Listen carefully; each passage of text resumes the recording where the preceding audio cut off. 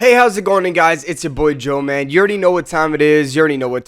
Guys. In today's video, I got something really cool to talk to you guys about, and I thought this is a little different, but this job was absolutely crazy, so stay tuned, and let's get into the video. Alright, guys, so what I'm going to be talking about really quickly is this job that I used to do at around 18 to 19 years old. This job was absolutely mental, and I thought I wanted to make a quick video on it explaining to you guys what it was. And if you guys are hopping in that type of industry, I really wish you good luck. But I really wanted to make this video because I thought you guys would really like this job. So first thing, I'm going to be talking about a few things here directly in the video. So what the job was technically was a confined space specialist. I started out as a general labor. I won't be naming any company name or anything because I don't want to have anything wrong with that. But basically, I was a confined space specialist. I started as a general labor, just helping out the actual specialists. And also, this was a waste management company. So what the company would do is basically show up on site. We would basically vac out any type of manhole, anything that needed to be cleaned that was extremely hard to clean. We would come in and clean it. So basically, what would happen is we would have this big vac truck, right? This massive vac truck. Basically, what this vac truck does is it sucks like you would not believe. It's a big old vacuum, if you would assume. It's extremely loud. Now, what we used to do is the vac truck, it would have a back outlet, and you would connect hoses. We had 4-inch, 6-inch hoses. Now, 6-inch, I will pull up photos. 6-inch is it's a thick hose. It's not light. I'll tell you that right now.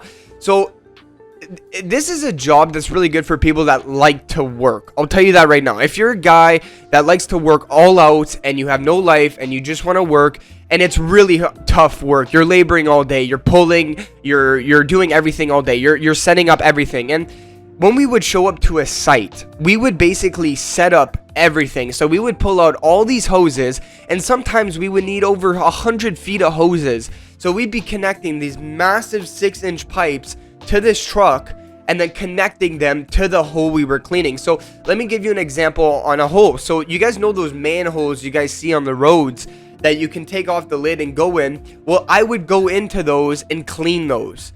So that's what my job was. Not specifically just for that.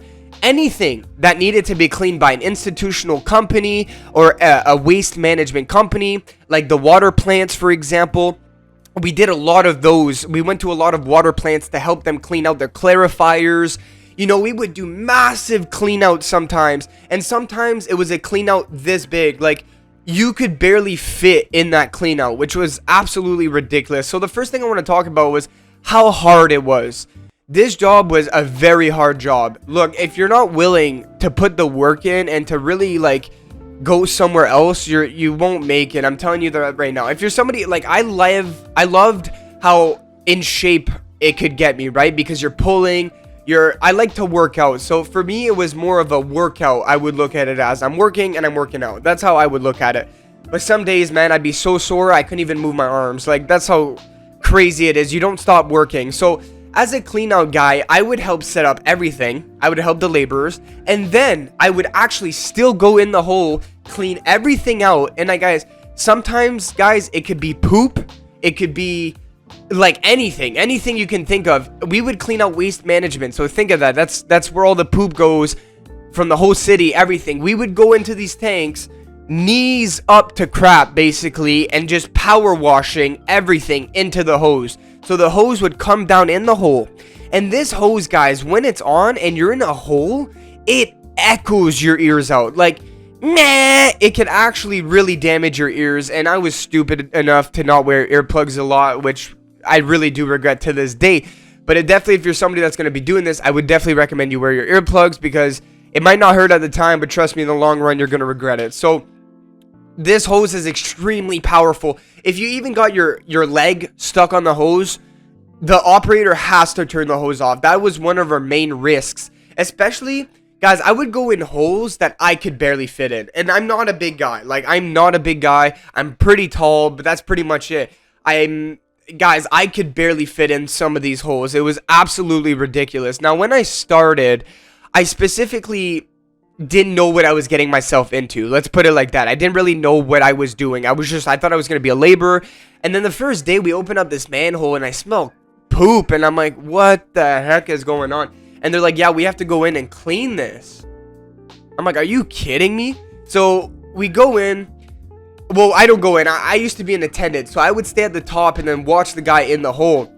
Man, what a hard job. Sometimes the poop would get so hard that you would have to shovel everything. Sometimes it was a little space, and sometimes it could be 5 guys in a hole because the space is so big, like a clarifier. They're massive. And I will put photos for you guys to get visual representations, but it's very, very specific. There might be a small hole, there might be a big hole. You pray for the big ones. The big ones take longer because it's obviously bigger, but the smaller ones, you have to put yourself in a mental space. So what I did second, what I want to talk about second is the mental toughness. Now, like I said, when I first started, I didn't really know what I was getting myself into, but then when I kind of started getting used to it, and they're like, okay, do you want to go in the hole? So I was like, okay, you know what? I got to try this. Now, I didn't think I was going to make it, guys. I didn't think I was going to last. I didn't think I was going to make a week doing this job. You're telling me I got to go in this hole that I barely fit in to clean this out. Like, it is claustrophobic as hell. So if you definitely have claustrophobia, I do not recommend it whatsoever. But the mental toughness, so when it came to doing the clean out, and I actually had to go in the hole, it's almost like I froze in time at the beginning because I was actually pretty scared. I'm not gonna lie. Like, it's dark down there, man. You have a headlight. You're hoping buddy at the top can hear you. When that hose is on, they can't hear you. So you're doing hand signals the whole time. You're hoping buddy on the top knows what you're talking about, or else you're screwed. So sometimes these holes could be 50 feet deep. So you'd be going down this ladder in ground, 50 feet deep, in a hole this big. So it was definitely something, man. I'll tell you that. Like, okay, so when I didn't think I could, first of all, go in the hole. But when it came to the time of it, I really wanted to try to push myself. I wanted to see if I was able to actually do this. I know, and guys, I do want to advise, I didn't always clean poop. That was just part of it. Like, sometimes if we went to waste treatment, sometimes it could be soil, wine grapes. It could be anything that holds anything that needed to be cleaned out. Mostly poop, but anything besides that we would clean as well. But when it came down to the cleaning aspect, I was sitting there going, holy crap, I'm really about to do this. Like, I'm about to go in this hole. It's dark. Don't know what's down there. I gotta clean. I gotta do laboring down there. Like, and then I gotta come back up and unset up everything. So the mental aspect of it definitely got me to a point where I never thought I could do. So first of all, I never thought I could do that job. I stayed there for a full year doing it. Okay, so the first time I went to a hole, you have to put yourself mentally somewhere else. If you don't, you're screwed. I'm telling you that right now. If you need to learn, it's a good mental trick, okay? It's really good for the brain. I know this sounds crazy, but it is, because you're putting yourself in such a stressful situation that you know you may die at any times. We used to have to wear these gas monitors to tell us if we could even go in the hole, because sometimes there might be CO2, flammable gases that could ignite and kill you. If you breathe that in, you're dead. So we had to be really careful in regards of the chemicals as well. There was a lot of dangers in this job, and you're putting your risk, you're really risking it. You are. So you have to be, all these things kind of rush in your mind before you're about to do it. But you know, to me, I was like, okay, I want to see how I can mentally push myself and how mentally far I can go.